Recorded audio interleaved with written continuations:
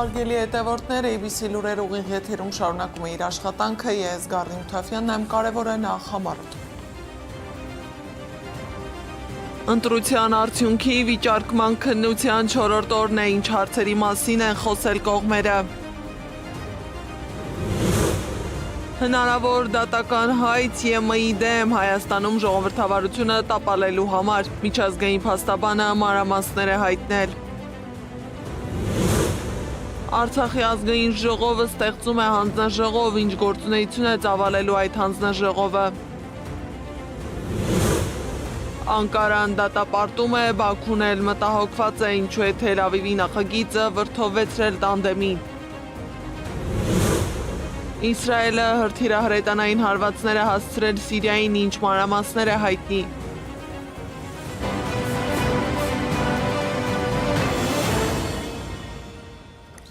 Արդեն 4-րդ օրն է Սահմանադրական դատարանը քննում է ընդդիմության ներկայացրած դիմումները։ Այսօրվա նիստի ընթացքում վիճակը լարվել է։ Սեդա Սաֆարյանի հարցից հետո ՍԴ-ում կրքերը լարվել են։ Սաֆարյանը անդրադառնալով դիմումներում թվարկված արևմտյան պաշտոնյաների ուղիղ ազդեցության ընտրության վրա հարց է ուղղել, թե արդյոք ազդող չեն եղել Ռուսաստանի Դաշնության նախագահի, ռուս տարբեր պաշտոնյաների, պարբերաբար Հայաստանի իշխանության դեմ արվող հակաքարոզչությունն ու արտահանողների նկատմամբ կիրառված սահմանափակումները։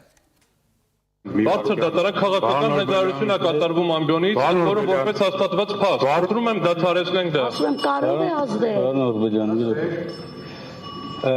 Նստեք մի րոպե, սրանից հետո առանց դատարանի թույլտվության խնդրում եմ չմոտենալ այդ միկրոֆոնից որևէ արտահայտություն։ Բարձր դատարան առարկությունները։ Պարոն Օրբելյան, նստեք։ Պարոն Օրբելյան, նկատողություն եմ ձեզ հայտարարում, նստեք։ Տպավորություն առաջացավ, որ հակափաստարկում է ներկայացվում, որը կարող էր իրականացվել երրորդ անձի կողմից, կարող էր իրականացվել պատասխանողի կողմից։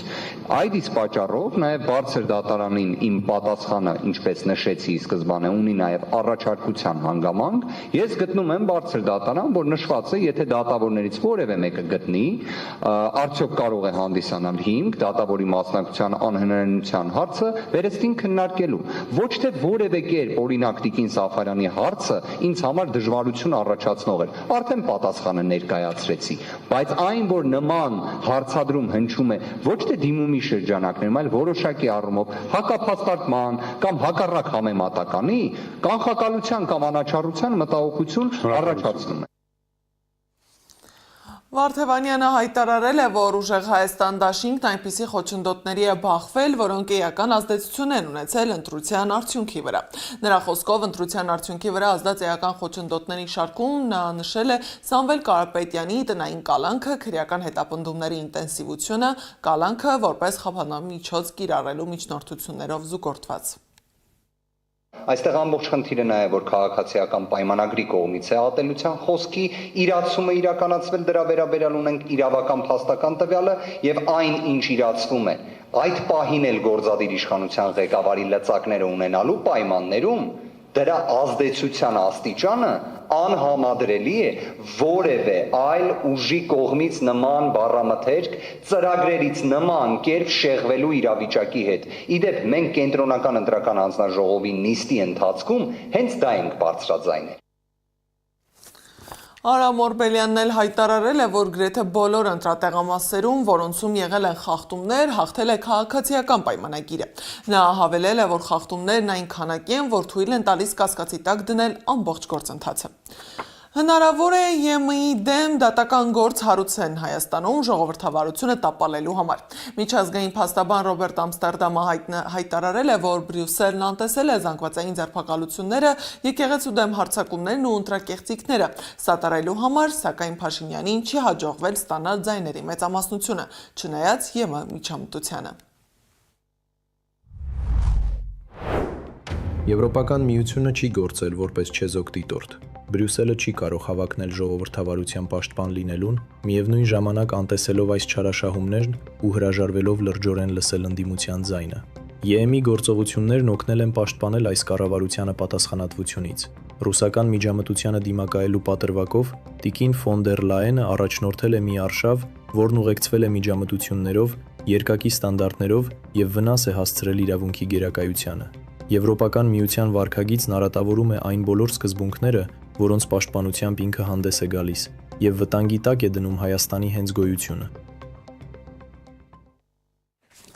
ՀԱՅԱՔՎ միավորման համակարգող Ավետիք Չալաբյանն ուղերձ է հղել կալանավայրից։ Նա շեշտել է, որ գործող իշխանությունը սպառելով քաղաքակիրթ պայքարի միջոցները դիմել է ազգային գործիչների դեմ զանգվածային բռնաճնշումների։ Հարյուրավոր անձանց նկատմամբ կեղծ գործեր են հարուցվել մեկը մյուսից անհեթեթ պատրվակներով։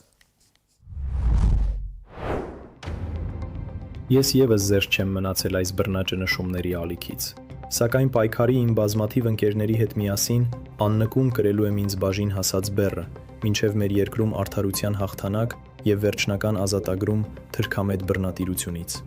Մեր բոլոր համախոհներին եւ աջակիցներին ցանկանում եմ ուժ, եռանդ եւ անվեհեր պայքարի ոգի, մինչև վերջնական հաղթանակ։ Արցախի Հանրապետության ազգային ժողովը ստեղծելու է հանձնաժողով ուսումնասիրելու 2023 թվականի հունվարի 1-ից հետո բյուջետային միջոցների գործածման նպատակայնությունը, այդ թվում պետականության կողմից ստեղծված կազմակերպությունների ֆինանսական գործունեությունը։ Հանձնաժողովում ընդգրկված են օրենսդիր եւ գործադիր իշխանության ներկայացուցիչներ, հանրային խորհրդի անդամներ, հասարակական կազմակերպությունների եւ հանրային կյանքի տարբեր ոլորտների ներկայացուցիչներ, ինչը հնարավորություն կտա ապահովել աշխատանքների առավելագույն օբյեկտիվությունն ու բազմակարծությունը։ Հանձնաժողովը մոտ ապագայում կսկսի իր լիարժեք գործունեությունը, պարբերաբար հանրությանը ներկայացնելով կատարված աշխատանքի եւ ստացված արդյունքների վերաբերյալ տեղեկություն։ Կոչ եմ անում բոլոր քաղաքական ուժերին, հասարակական կազմակերպություններին, անհատ քաղաքացիներին դրսևորել զսպվածություն եւ պատասխանատվություն, նպաստել առողջ հանրային քննարկումների ձևավորմանը եւ ձեռնպահ մնալ այնպիսի գնահատականներից, որոնք կարող են վնաս հասցնել Արցախի Հանրապետության պետական ինստիտուտների հեղինակությանը, մինչև համապատասխան ուսումնասիրությունների ավարտը։ Իսկ Իսրայելի կառավարությունը կողմ է քվեարկել հայոց ցեղասպանությունը ճանաչելու օգտին։ Առաջարկը ներկայացրել էր արտաքին գործերի նախարար Գիդեոն Սաարը, որը քվեարկությունից հետո հայտարարել է երբեք ուշ չէ ճիշտ բան անելու համար։ Կառավարության առաջարկը կներկայացվի երկրի խորհրդարանի Քնեսեթի լիագումար նիստի քվեարկությանը։ Իսկ Թուրքիայի արտաքին գործերի նախարարությունը դատապարտել է հայոց ցեղասպանությունը ճանաչելու մասին Իսրայելի կառավարության որոշումը։ Հայտարարության համաձայն Իսրայելի կառավարությունն այդ քայլով փորձում է թաքցնել Գազայի ժողովրդի դեմ ցեղասպանությունը։ Ըստ Անկարայի այս նախաձեռնությունը, որը անտեսում է իրավական եւ պատմական փաստերը, բացահայտում է Նեթանյահուի եւ նրա հանցակիցների դժվարին վիճակը։ Թուրքիայի նախագահի աշխատակազմի հաղորդակցության վարչության ղեկավար Բուրհանեթին Դուրանը քննադատել է Իսրայելի հայոց ցեղասպանությունը ճանաչելու որոշումը, այն որակելով կեղծավորություն։ Նրա խոսքով 21-րդ դարի ամենադաժան կոտորածն իրականացրած Իսրայելը, որը Դուրանի խոսքով տասնյակ հազարավոր խաղաղ բնակիչների է սպանել, չխնայելով երեխաներին, կանանց եւ տարեցներին, պատմական իրադարձությունները քաղաքական գործիք դարձնելու որևէ բարոյական իրավունք չունի։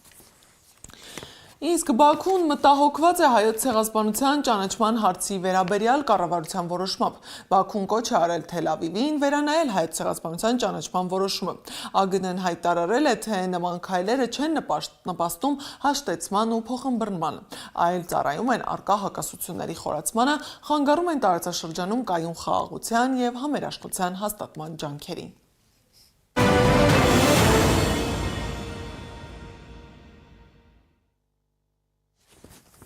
Տիգրան Ավինյանը խոսել է Կիևյան կամրջի վրա տեղի ունեցող աշխատանքների մասին։ Նա հայտարարել է, որ եթե հանկարծ ասֆալտի վերաբերյալ խնդիր լինի, փողը չեն տալու։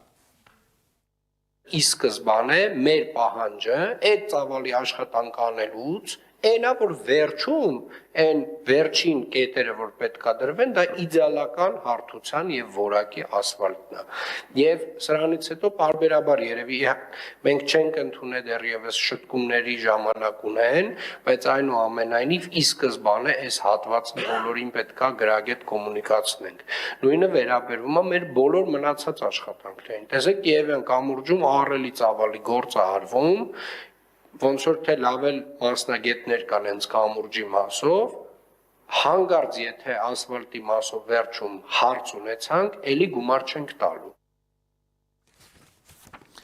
Թբիլիսյան խճուղի Եղվարդի խճուղի հատվածում երկու կամուրջ պետք է կառուցվի։ Այդ ճանապարհը եւ կամուրջները առաջնահերթություն են քաղաքի համար։ Ավինյանը խոսել է նաեւ Իսակով Արշակունյաց Շերամի հատվածում, Նորագավիթի հատվածում լուծումների մասին։ Յուրաքանչյուր ծրագիր, երբ որ սկսելու լինենք, մենք պետք է վստահ լինենք, որ կարողանալու ենք դա ժամանակի մեջ գրագետ իրականացնել։ Իրականում Ուլլեցի Ռուբինյանց Աչարյան նոր ճանապարհի կառուցումը էականորեն Աչարյանի եւ Միասնիկյանի Աչարյանի հատվածում կարող է որոշակի բեռնաթափման մեծ գործոն լինել, նամանավանդ այն ճանապարհը, որը որ նախնական դուք ցույց եք տվել ներկայացրել եք, այսինքն 3 գծանի եւ առանձնացված հեծանվային ենթակառուցվածքներով, մայթերով, գրագետ կազմակերպված եւ իրականում սա երևի թե դառնում է այն հետաքրքիր լուծումներից մեկը, որը կարող է բեռնաթափել Աչարյանը։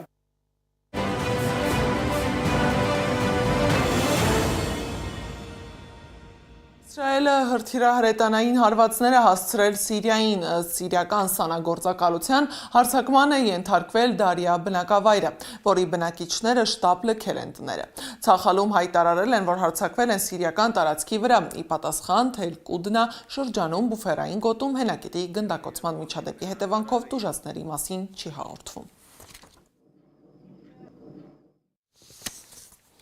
Հարավային Կորեան ներկայացրել է շուրջ $1 տրիլիոն ներդրումային ծրագրեր առաջիկա տարիներին երկրի չիպերի արտադրության եւ արհեստական բանականության կարողությունները զարգացնելու նպատակով։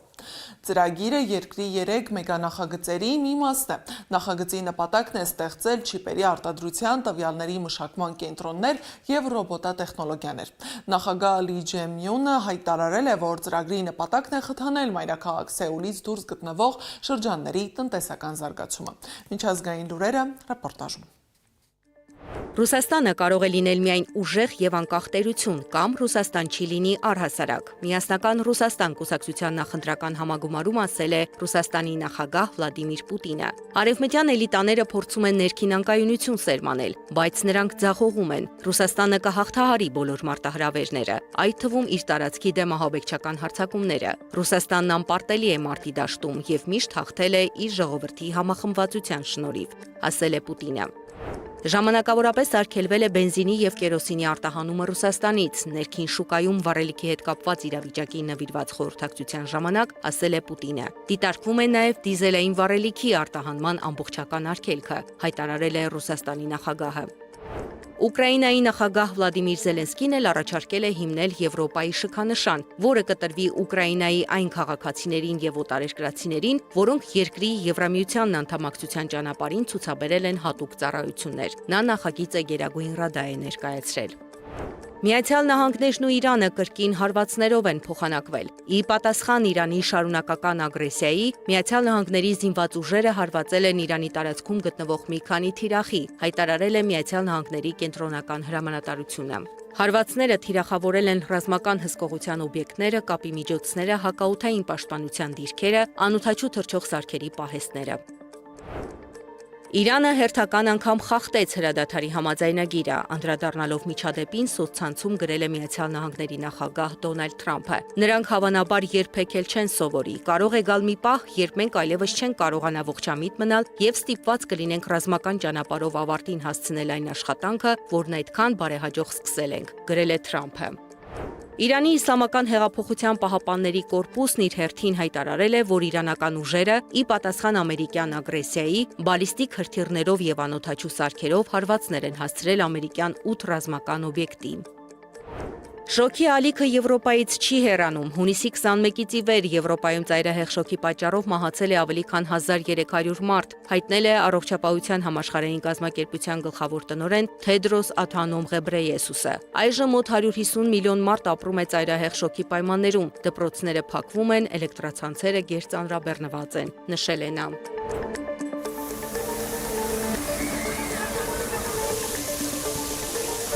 Գերմանիայի ոստիկանությունը սակայն գտել է շոկի դեմն առնելու միջոց։ Ոստիկանությունը ջրցաններ է ուղղում մարդկանց վրա, նրանց շոկի ճիրաններից ազատելու համար։ Զարա Սարգսյան, Նոնա Գևորգյան, ABC Media։ Այս ժամի համար նախատեսել էինք այսքանը, շարունակեք հետևել մեզ սոցիալական բոլոր հարթակներում, ժամը 18-ին եթերում կլինի ABC Newsroom-ը, տաղավարում կաշխատի Աննա Սարգսյանը։